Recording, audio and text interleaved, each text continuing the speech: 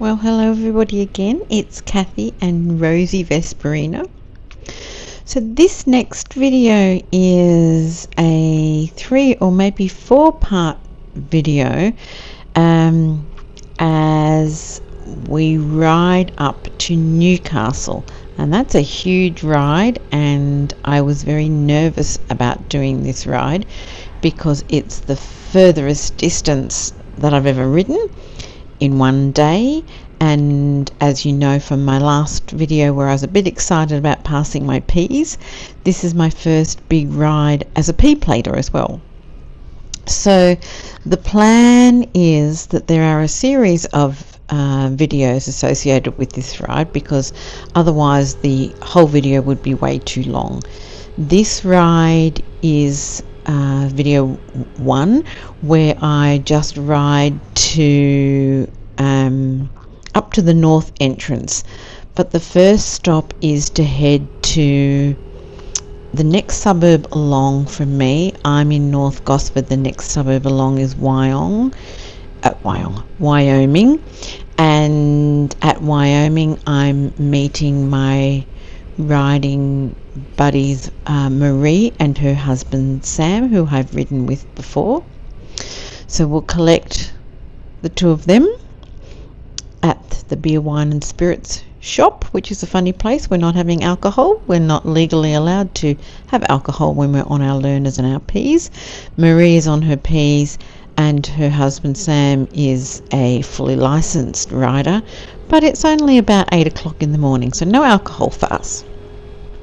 So then the plan is we will then ride to Greenpoint, where we've ridden before, and I've taken you along for that ride, to pick up my other riding friend Fee, and then we will head to the north entrance in this video to meet my granddaughter Mia, but also meet Joe. So Mia is a P plater as well, and she rides a Honda, I think it's a CB125, which is the same type of motorbike that is used for the learners courses here in New South Wales with most of the training organisations. So it's a great little learner motorbike, and we'll meet her and we'll meet Joe, and I think Joe will be riding a Honda,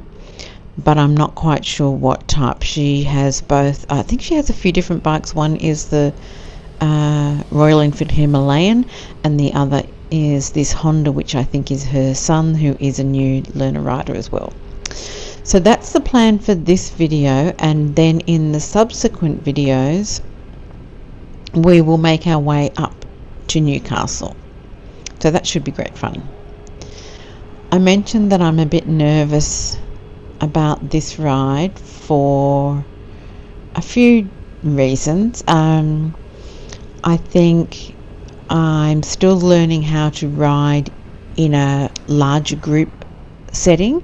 So usually when I ride, it's a smaller group, maybe just Fee and Marie and her husband Sam and a couple of others. I think we have about 8 for this ride, which is a lot of people to kind of keep all together and coordinated.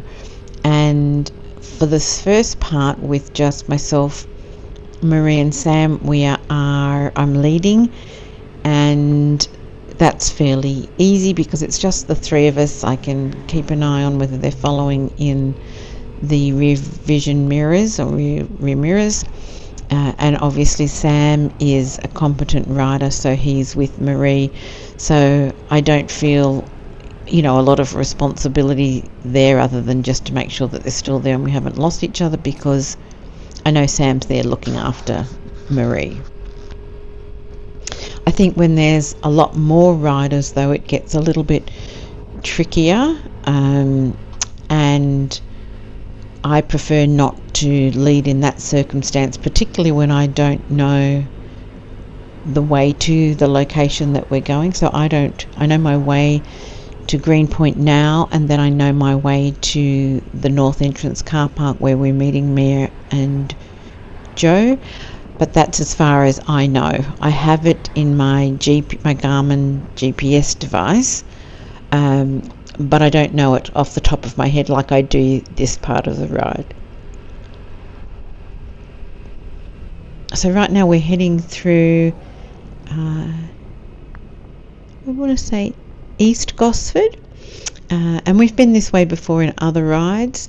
There's a Catholic primary school just ahead of us, with the overhead bridge, which we've ridden underneath before, and it's pretty quiet on the road because it's only around 8 or just after 8 in the morning.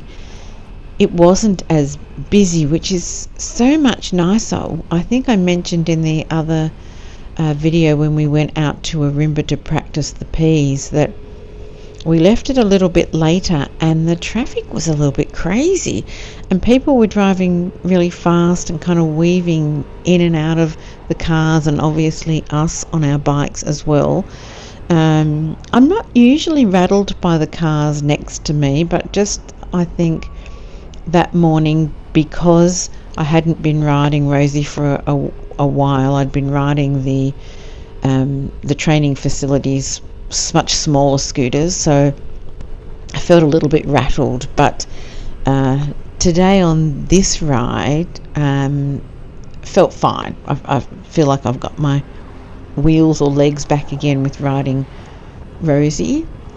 One of the things that I noticed with Rosie is, I think it's called ASR, and I may have talked about it before, but when I get up to higher speeds like 70 and 80, which I will do in the next couple of videos, the ASR kicks in and I lose power, and it's really unnerving when that happens, because if you've got somebody at your back end that's riding a little bit close to your butt and you lose power for a second or however long you lose the power, I think that's potentially a little bit risky, because you lose that power and you lose speed, and therefore the person behind you might come up the rear and hit you. So I would be interested to know what other people do with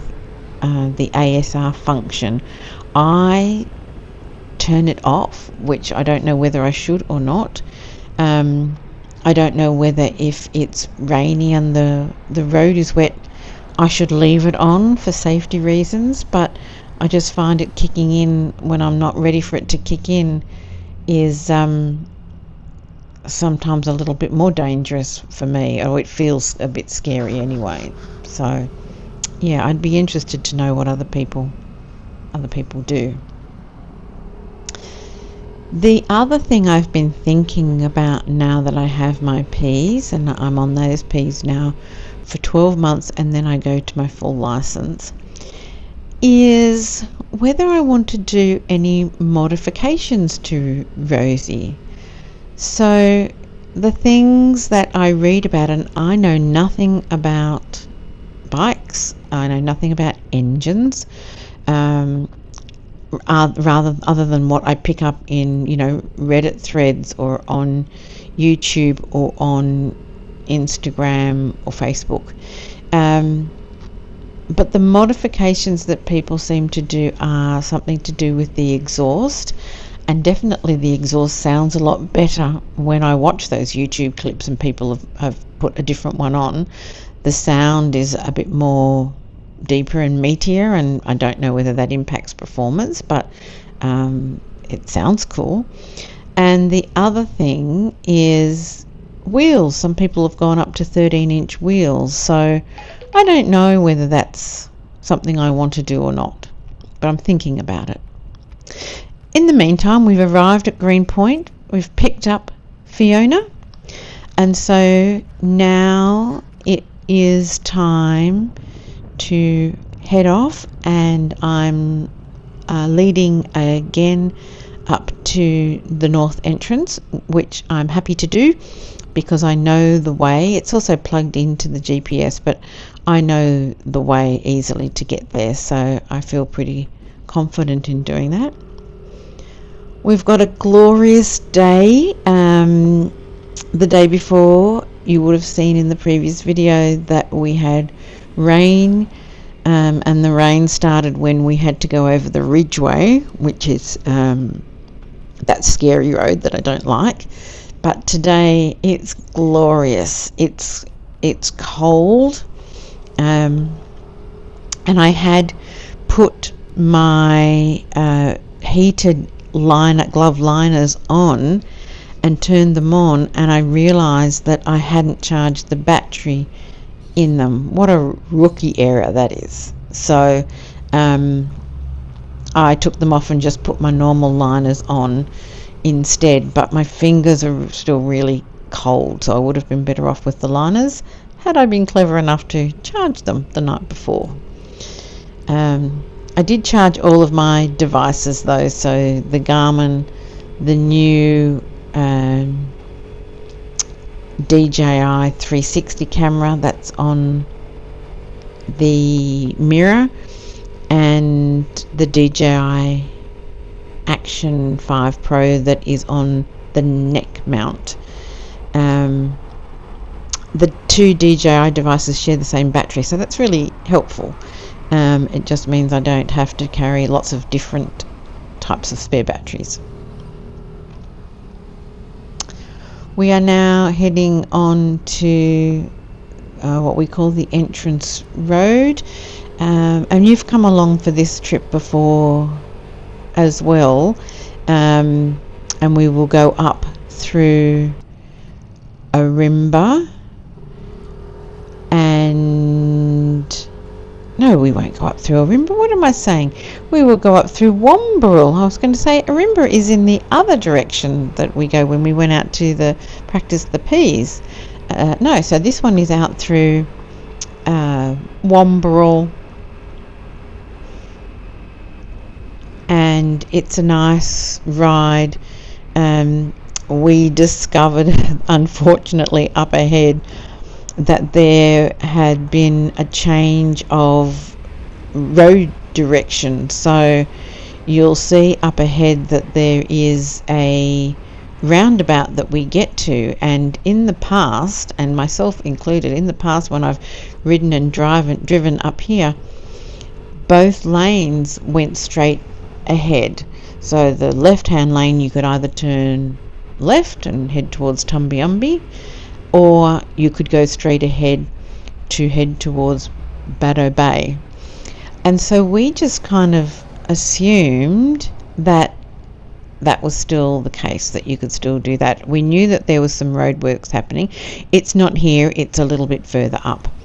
But we assumed that although the roadworks were happening in that area, we assumed we could just still stay in the left lane and continue through. But we discovered that was not the case.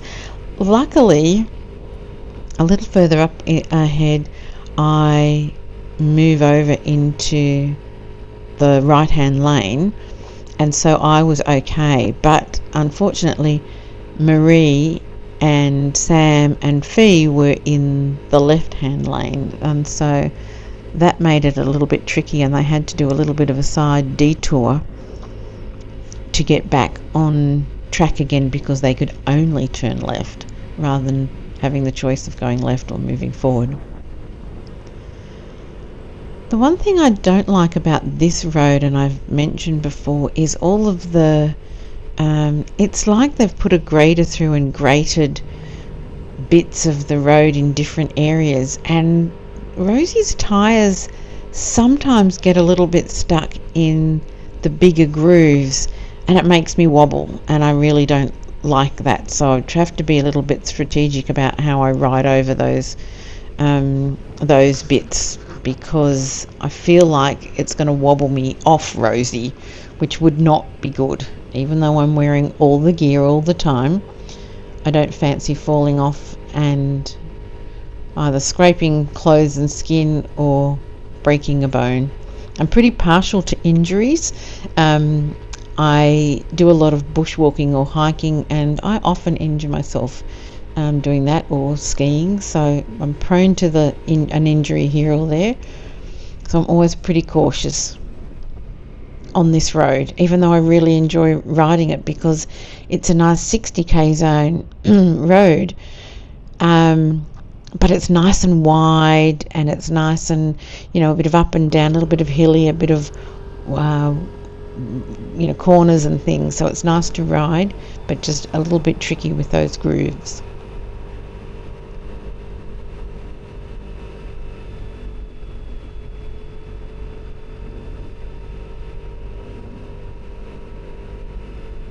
I think we're coming up now to that roundabout intersection that I mentioned before.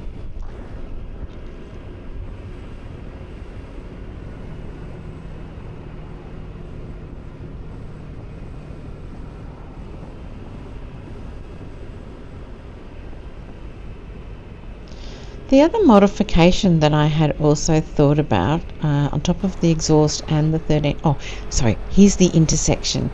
So I move over to that right-hand lane, luckily, but the others stayed in the left lane, and when they got to this roundabout, just about here, you can see that the lines are painted on now to go left only, that you can't go straight ahead. So that's where we had a little bit of an oops and they got stuck. They ended up having to go left and then find a way back onto this road. But we'll know for next time. You always learn something new. It just wasn't really well signposted that there was a change in traffic conditions, which they usually put up, but for some reason there wasn't any signage to alert people to it.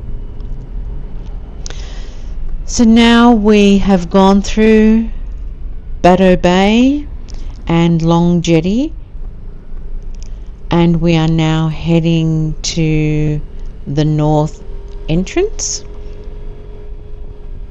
It's lovely down this way. So the ocean is to our right, and then the lake is kind of to our left. And I love this bridge because you can see out across both sides as you're riding across. And when we get to the end of this bridge, we will pull in to the car park and wait for the others. And it won't be too much of a wait. So thank you for watching. The next video will take us from here at North Entrance up to Budgewoi to meet a couple of other people. So stay tuned for that one, and we'll pull in here and wait to pick up our friends. Bye for now.